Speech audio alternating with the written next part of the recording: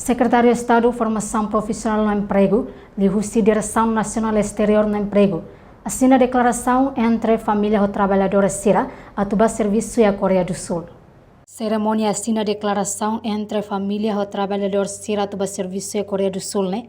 Halau ya Salam Timor-Leste Morodili, quarta-feira, lorong Sanolo Resing de Fulang Outubro, Tinangrim Rua Nolo Resing Rua.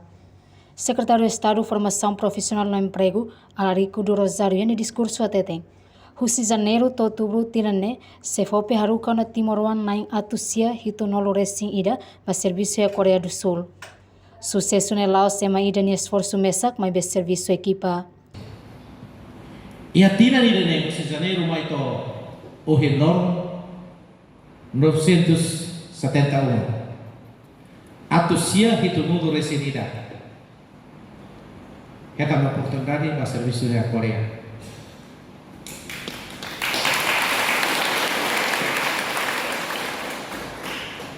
Nós esforços Secretário de Estado dele, mas ao na equipa Sira mak leva hamoto.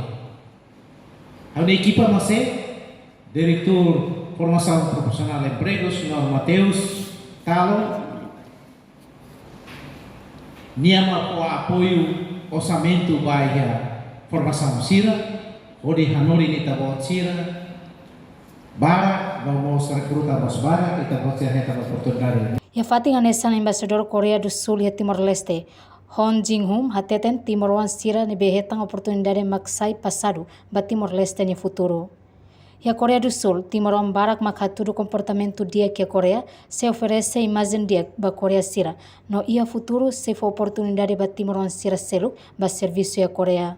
첫 번째로 여러분들은 동티모르의 과거와 미래를 연결해주고 있다는 점을 잊지 마세요. Primeiro, kita buat sira label halua kata ini maksai ponte balasu timor nia passado no futuro.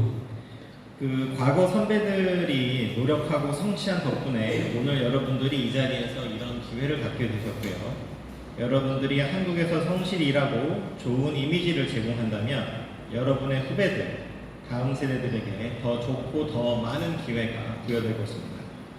Ohi, imi beleba Korea, tambah esforço no sacrifício, nebe imi nia mau, imi senior sira halaman ai passado.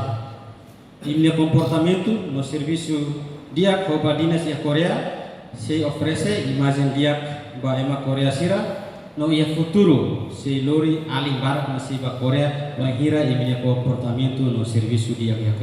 Participa cerimônia assina declaração ne Diretor-Geral CFOP Paulo da Silva, Diretor DN Filomeno Soares, no Inanaman Trabalhadores Sira.